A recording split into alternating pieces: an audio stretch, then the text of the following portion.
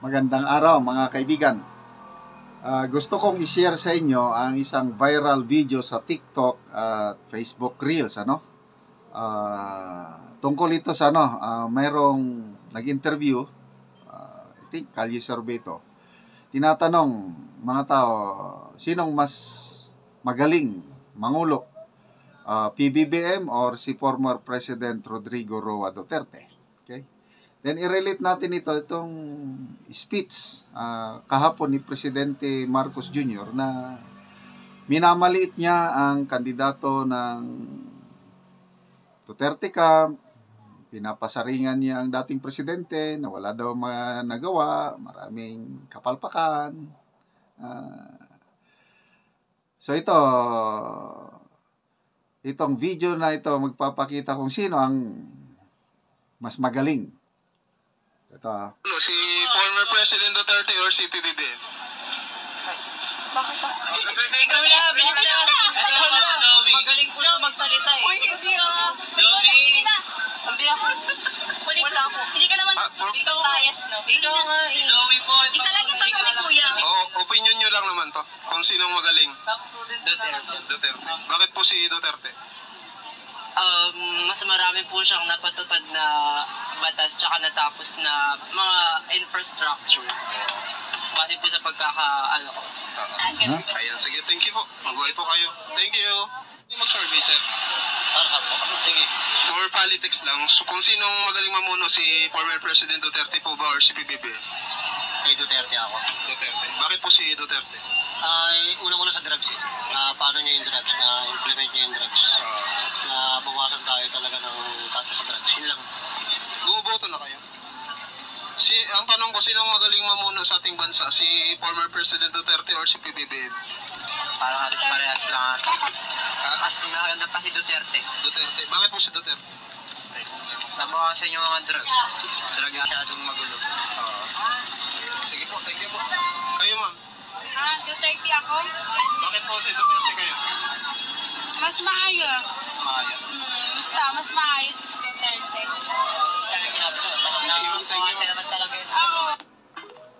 Okay, so marami pong ganito mga Kalye Survey.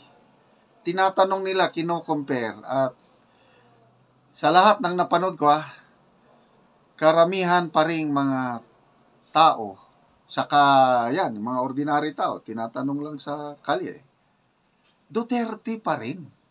So, grabe, yung speech ng Pangulo kapon, grabe ang pasaring niya sa kabilang kampo ng mga Duterte na ano lang daw, pinabili lang daw ng suka, nagkandidato na, tapos pinagmamayabang ng Pangulo, ang kanyang mga kandidato pinaka-the best daw. Ang kandidato ng Pangulo, wala daw bahid ng tukhang. Okay, speaking of tukhang, ito. Nag-message yung classmate ko sa elementary. Elementary to, more than 50 years, hindi pa kami nagkikita eh. So, basahin ko yung kanyang message. Sabi niya, "Hello, my elementary classmate. This is Nida Mon again. Just sharing a funny anecdote. I'm in Singapore right now." By the way, nakatira na sa US itong classmate ko na ito. "I'm in Singapore right now, on my way to Malaysia in a few days. Anyway, before landing, the pilot announced, 'This is a warning. If you are carrying cannabis or any illegal drugs, remember always that it's death penalty here in Singapore.' Then I thought of Junior. Junior. Kilala niya sino? Junior. Kung bakit naman. I wish he will ride on a commercial plane one day with Polvoron coming here sa Singapore. Wow! I had a smirk on my face then was about to laugh loud. Laugh loud when suddenly I looked around me and everyone was serious. Now, why did I think of Junior? God bless the Philippines. Take care. Oh, I don't mind if you vlog content this. Bakit niya naisip si Junior pag warning ng piloto, this is Singapore. Baka may dala-dala kayo dyan na pinagbabawal. Death penalty sa Singapore ang may dala-dalang pinagbabawal na gamot. Okay? So, ngayon, binabatikos ngayon ang war on drugs ng PRRD. Ano daw, ang dami daw nakalas na kinabuhi. Tapos ngayon, ganda daw ng accomplishment. Kakaunti ang casualty sa war on drugs nila. Tapos tumatahimik na daw ang bansa. Well, bahala sila. But ang taong bayan ang maghusga kung alin ba ang nangyayari sa ground. Ako, panahon ni PRRD, wala akong takot, gagala-gala, kahit yan gabi. Ngayon, pag nagdilim na, hindi na ako kumpiyansa sa lalabas, wala na, ibang-iba na ngayon.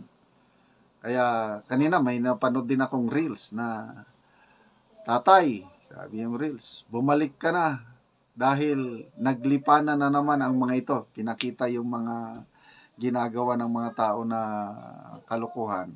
Hindi ko lang maipakita dahil may music. Baka ma-copyright tayo. So, to me, PRRD is still the best. Hindi perfecto yung kanyang administration. Kaya lang yung kanyang war on drugs, the best. By the way, may napanood pa akong ano ba yun? Balita sa Taiwan.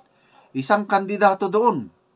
Ginamit niya ang accomplishment ni PRRD sa kanyang kampanya dahil talamak din daw ang problema nila sa droga sa Taiwan. Binibida niya si PRRD. Wow! Ganun ba? Anyway, mga kaibigan, salamat palagi sa inyong panonood sa ating channel. Nakakatulong po tayo sa nangangailangang Talandig tribe sa Bukidnon dahil sa inyong panonood.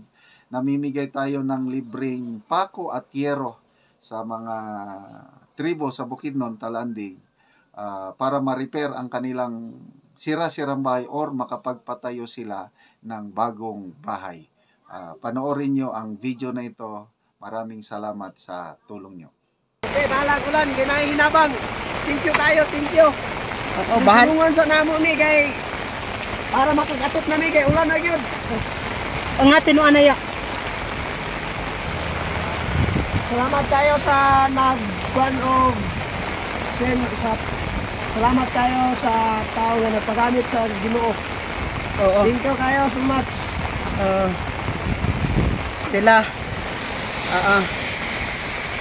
dahil umuulan.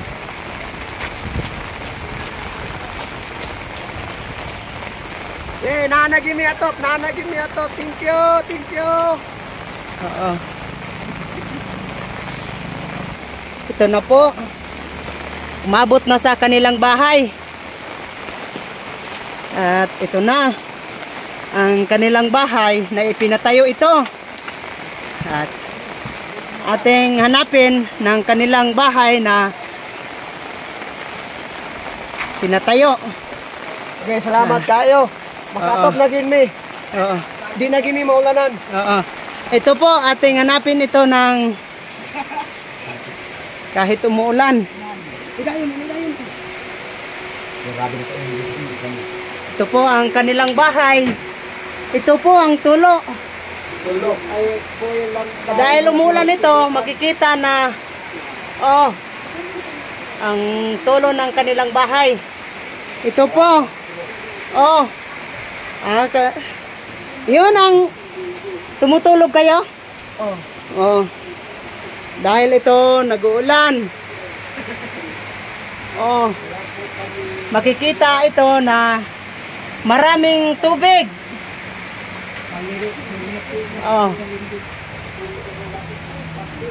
Kanilang bahay. Yun ang nabigyan ng ngero.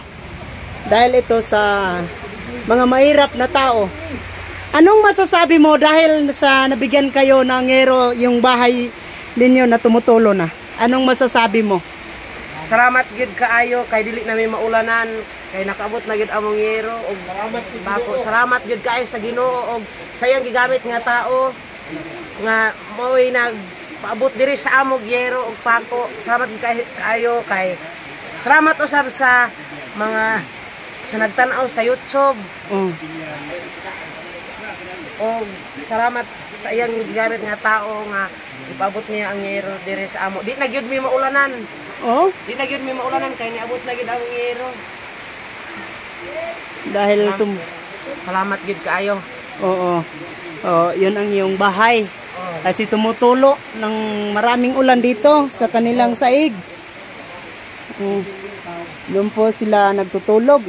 Naulanan sila at ito po makikita namin na umuulan. Sige, salamat. Sige, salamat. Sige.